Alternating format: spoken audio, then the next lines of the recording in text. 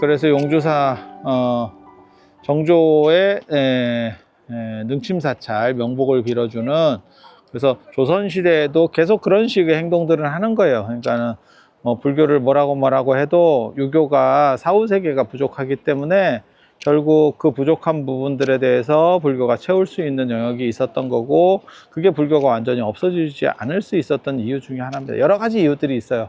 그런데 유교가 그걸 다 커버할 수가 없는 거예요. 여기가 어떻게 보면 효행과 관련된 그러한 사찰이에요. 그러니까 정조의 효지. 그래서 여기는 이제 효행의 원찰이라고 이렇게 정조의 효와 관련된, 아버지 무덤 만들어 놓고 계속 왔다 갔다 해요. 그리고 그게 이제 화성 행차도 이렇게 나오는데, 40리길을 이제 정조가 융복을 입고, 그러니까 군복을 입고, 그러니까 왕의 옷을 입는 게 아니고 왕이 입는 전투 시에 입는 옷이에요. 융복을 입고 그 다음에 이제 쫙 이렇게 행차를 하거든요. 그런 게 굉장히 중요한 겁니다. 왜? 반대 세력들한테 내가 얼마나 강한지를 보여줄게. 까불면 죽어. 움직이지 마라. 움직이지 마라. 계속 그걸 얘기하는 거야. 자, 살살 가볼게요.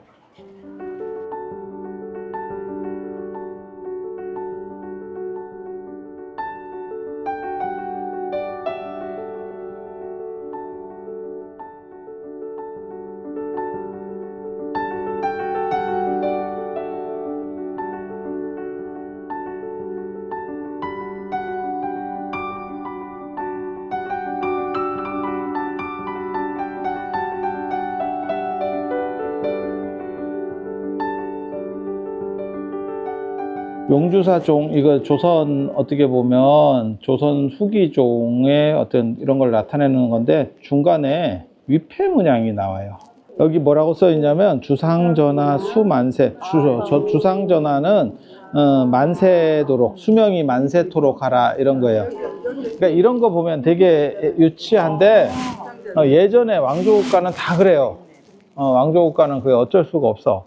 저기 위패 모양인데, 저게 뭐냐면 저런 발언패, 거기에 발언문이 써 있으면 발언패, 그 다음에 이런 전하 같은 이게 써 있으면 전패라고 하는 거예요. 이런 종이 잘 만들었느냐 못 만들었느냐 알 때 제일 중요한 게, 용이 힘들면 안 돼요. 용이 힘들면이 뭔 뜻이냐면, 용 얼굴을 봤을 때 이직해야 되는 거 아니냐? 이런 표정을 짓고 있으면 안 되는 겁니다.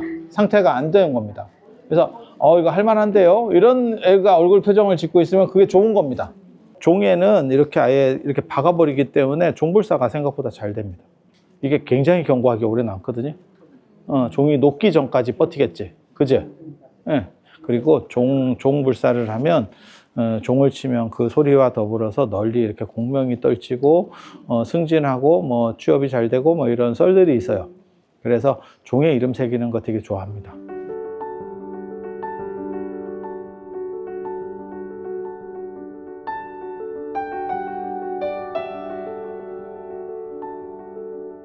제가 사실은 아까 축원할 때 오른쪽을 볼까 왼쪽을 볼까 왔다 갔다 하는 이유가, 신중단이 어디 있나 본 거예요. 신중단이 보통은 왼쪽에, 부처님의 왼쪽에 있는 거고, 지금은 저쪽에 보현보살 모셔져 있는 곳에 삼장보살도가 있어요. 거기 말고 저쪽 앞에.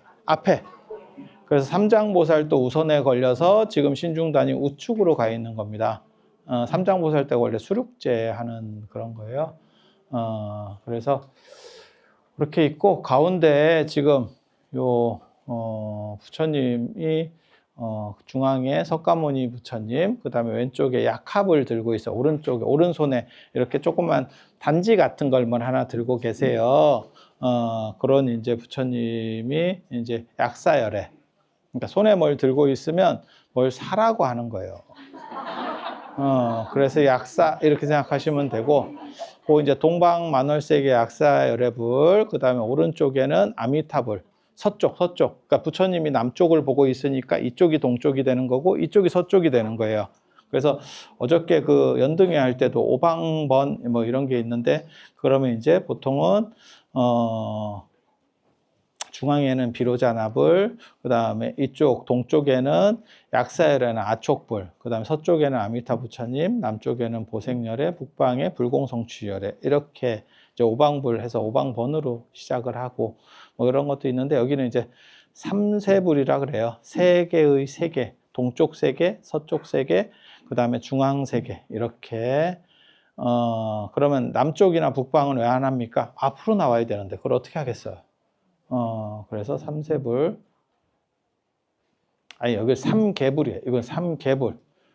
시간을 나타낼 때는 세계 할 때 시간을 나타낼 때는 세자를 쓰는 거고 그 다음에 공간을 나타낼 때는 개자를 쓰는 거예요. 그래서 이건 삼계불이 되는 거예요. 삼계불. 그렇게. 그리고 요 부처님이 알아주는 게 아니고 요 뒤에 탱화가 굉장히 이렇게 좀 주목받는 탱화예요.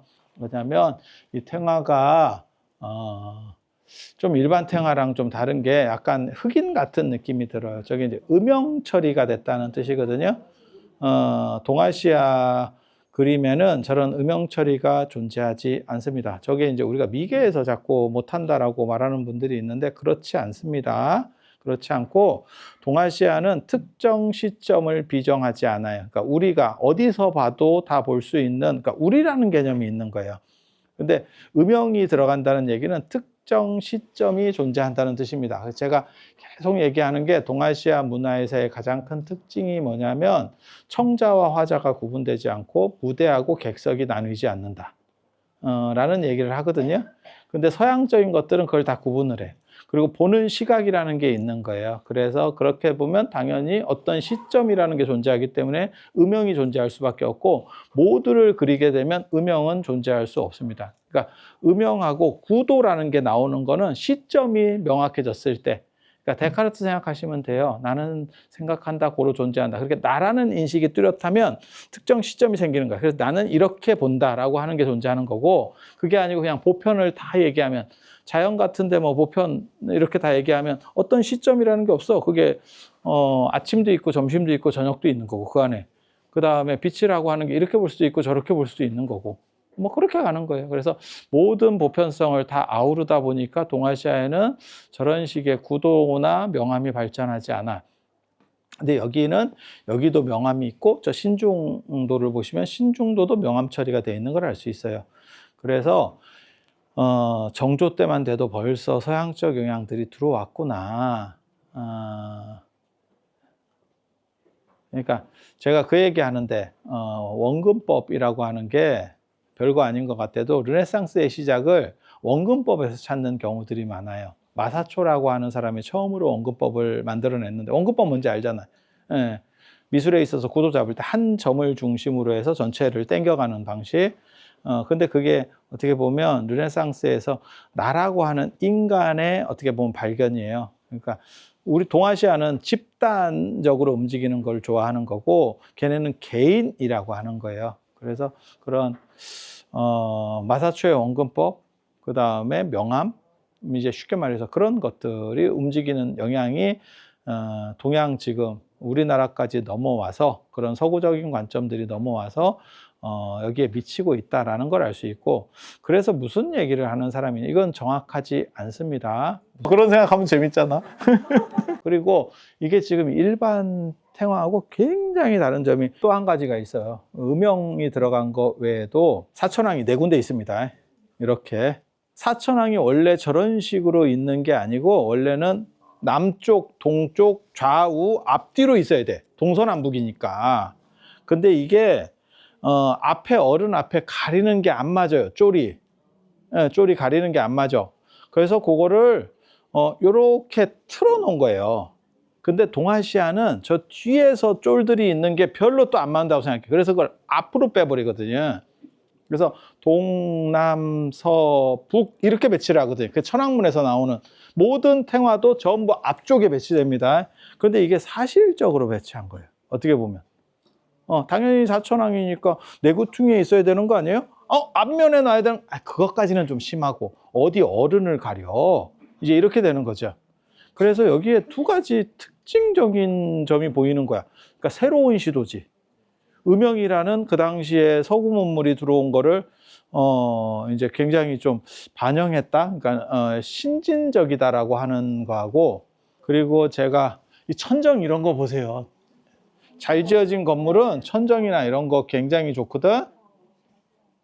그래서 그런 것도 잘 보시고, 요 가운데 글씨 써 있다. 주상전하 수만세 오른쪽부터 그다음에 자궁저하 수만세 이렇게. 자궁은 누구냐면 엄마 해경궁. 근데 여기 되게 재밌는 게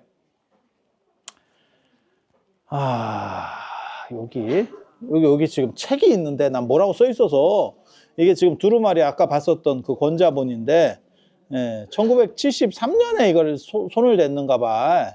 그래서 73년에 요거를 용주 사서 단청을 했대. 예. 이거 되게 재밌어. 그걸 그냥 막 거기다 박아놓은 거야. 되게 재밌어. 장난같이 옛날 사람들도 이런 사람들 되게 많이 있어요. 요거 되게 재밌습니다. 야, 나 이거 보고 깜짝 놀랐네. 이거 처음 봤는데. 이 안에 을씨년스러운 놈이 하나 있어요. 이게 되게 재밌는 게 세 개가 단이 달라. 지금 단 만드는 방식이 다르거든. 참고로 말씀드리면 요 부처님 가운데 석가모니 부처님의 이 손은 본 나무인 거고, 그 옆에 이 나무도 아마 제 생각에는 여기 잘라서 붙였을 수도 있어요. 그리고 저 옆에 손들은 다 낀 겁니다. 따로 조각해서. 근데 요 지금 좌대가 되게 재밌어요. 가운데는 용을 입체적으로 조각했고, 저기는 뻥 뚫었는데, 이 연꽃 옆에 액이 있다? 연꽃 옆에 액이 있어. 이쪽에서 보면 보여. 동자 있어. 근데 그게 중요한 게 아니고, 요 안에 사자. 요렇게 만드는 경우가 중국 같은 데서는 봤어도 우리나라에는 이런 쪽으로 만드는 게 없어요. 근데 사자인데도 흰 사자입니다. 이게 도대체 뭔가 싶을 정도로. 그래서 아주 특이해요. 그리고 그 안에 좌대에다가 아마 좌대를 조각하는 과정에서 뻥 뚫려서 이제 너무 통했던 거지. 그래서 사자를 조각해서 넣은 거예요. 근데 이게 원판이 이랬던 건지, 안 그러면 그냥 사자가 남네? 이래서 넣었을 수도 있어. 뭐 이런 조각 같은 거 이렇게 하다가, 남는 거 아니오? 야, 거기다 하나 넣으면 괜찮을 것 같지 않냐? 근데 여기 지금 갇혀 있어요. 그래가지고 애가 너무 오래 갇혀서 눈망울만 이렇게 해가지고 무슨 구박받던 개 눈빛이 보여. 진짜야, 진짜. 저 옆에 삼장보살도는